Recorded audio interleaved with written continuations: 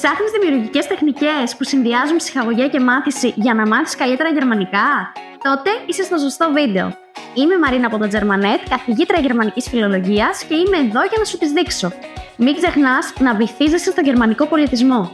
Να βλέπεις σειρές ντοκιμαντέρ και ταινίες που θα σε βοηθήσουν πάρα πολύ, να ακούς τη φυσική ομιλία και να μπορέσεις να βυθιστείς καλύτερα στη γερμανική κουλτούρα. Η δεύτερη τεχνική είναι το γράψιμο ημερολογίου στα γερμανικά. Γράψε μικρά κειμενάκια για τη μέρα σου. Αυτό θα σε βοηθήσει πάρα πολύ στην εκφραστικότητά σου, αλλά και στη χρήση της γλώσσας σε προσωπικό επίπεδο. Η τρίτη και τελευταία τεχνική είναι η τεχνική της πλήρης βύθισης. Οργάνωσε ένα γερμανικό διάλειμμα όπου θα περιβάλλεσαι μόνο από γερμανικά.